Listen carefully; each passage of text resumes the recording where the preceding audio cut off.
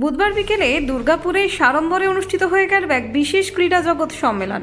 Durgapur Bharati football একাডেমির উদ্যোগে আয়োজিত এই বর্ণাঢ্য অনুষ্ঠানে শহরের প্রায় 100 জন প্রাক্তন ফুটবলারকে তাদের অতীত অবদানের জন্য আন্তরিকভাবে সংবর্ধিত করা হয়। তরুণ খেলোয়াড়দের উৎসাহিত করতে দুর্গাপুরের বেশ কয়েকটি স্থানীয় ফুটবল একাডেমির হাতে দিন দুটি করে নতুন ফুটবল তুলে দেওয়া হয়। এই ফুটবল উৎসবে বিশিষ্ট ব্যক্তিত্বদের সঙ্গে উপস্থিত ছিলেন দুর্গাপুর পূর্বের বিধায়ক চন্দ্রশেখর বন্দ্যোপাধ্যায় এবং পশ্চিমের বিধায়ক লক্ষণচন্দ্র ঘরুই।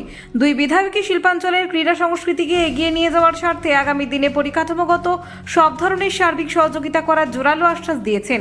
ভারতী ফুটবল একাডেমির প্রশিক্ষক ইন্দ্রদীপ মণ্ডল জানান, গত 1 বছর ধরে চলা এই একাডেমিতে বর্তমানে 80 জন ছাত্র নিয়মিত প্রশিক্ষণ নিচ্ছে। দুই বিধায়কের ইতিবাচক সদিচ্ছায় আগামীতে এই একাডেমি আরও শ্রীবৃদ্ধি লাভ করবে বলে আশাবাদী উদ্যোক্তারা। একটা জোরে হাততালি হোক। বাহ, ধন্যবাদ। একটা জোরে হাততালি। এরপর সেক্টর 2C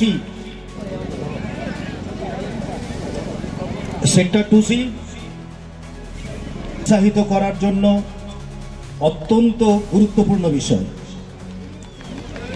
প্রায় তৃণমূল আসার পর থেকে 15 বছর ধরে সে খেলার যে মান সম্মানকে বাড়ানো, খেলোয়াড়দের দিকে সুবিধা দেওয়া, মাঠের সংস্কার, বার্ষিক অনুদান, এ ধরনের করা দরকার ছিল, কিছুই করেনি বলেই আজ দুর্গাপুর মৃতপ্রায়। এই শিল্পনগরী শিল্প বন্ধ, স্বাস্থ্য অবস্থা খারাপ, পলিউশন তো পুরো আকাশছয় হয়ে গেছে এবং খেলোয়াড়দের যে এমনটুকু যে সম্মানটুকু তারা পায় না এবং খেলোয়াড়দের না মাঠ আছে, না তাদের ব্যবস্থা আছে, না তার কোচ আছে, না সরকার উদ্যোক্তা আছে। উদ্যোক্তা ছিলেন না, সরকারের পক্ষ থেকে উদ্যোগ ছিল না বলেই আজকে মৃতপ্রায়। দাঁড়িয়ে আমাদের সরকার পরিবর্তন হয়েছে। আমরা পরিষ্কার পরিচ্ছন্ন বলতে পারি, আমাদের সরকার মানবিক সরকার।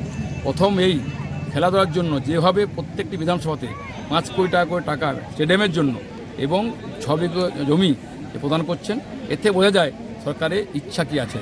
ইচ্ছা শক্তি বড় শক্তি। আজকে ভাই ইন্দ্রজিতের তত্ত্বাবধানে আজকে ভারতী যে আমাদের এই মাঠের মধ্যে যে তিনি কাজ শুরু করেছেন, কোচিং দিচ্ছেন বাচ্চাদের, সেখানে আসতে পেরে অত্যন্ত ভালো লাগছে যে সময় উপযোগী তিনি প্ল্যানিং করেছেন।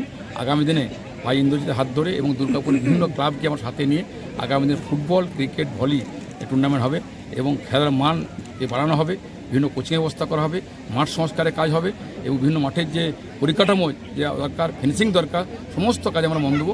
কারণ আমরা চাই দুর্গাপুরে খেলা, ফুটবল হোক, ভলি হোক, টুর্নামেন্ট যে কোনো বিষয় খেলা হোক, কাবাডি হোক, খোখো হোক, তারা অবশ্যই আমাদের দুর্গাপুরের প্লেয়াররা আগামী দিনে রাজ্যের হয়ে খেলুক, দেশের হয়ে প্রতিনিধিত্ব করুক। এটা আমাদের গর্বের শহর দুর্গাপুর, সেই কাজটা আমরা করবো।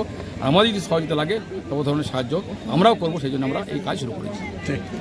এক সময় প্রত্যেকটা মাঠে খেলা হতো, এখন খেলা বন্ধ, কি করবেন আপনারা?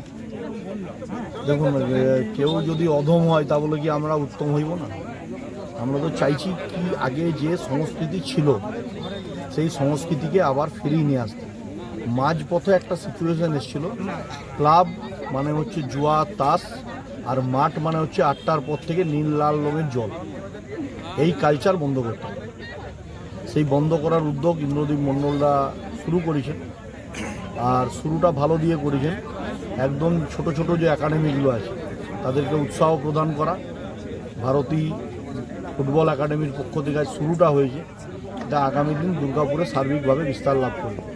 আমাদের সরকার রাজ্য বাজেটে 5 কোটি টাকা দিয়েছেন পূর্ব বিধানসভাকে এটি স্টেডিয়াম বানানোর জন্য, ইন্ডার স্টেডিয়াম। তার জমি চিহ্নিতকরণের কাজ মাননীয় জেলা শাসক করছেন। এই জমি চিহ্নিতকরণের কাজ শেষ হলেই আমরা ইমিডিয়েটলি এই কাজের শুরু আমরা করব এবং সেখানে দাঁড়িয়ে আমরা ইন্ডোর স্টেডিয়াম রেডি হলেই ওখানেও একাডেমি তৈরি করে দুর্গাপুরের যে কালচার ছিল সেই পুরনো কালচারকে ফিরিয়ে নিয়ে আসা।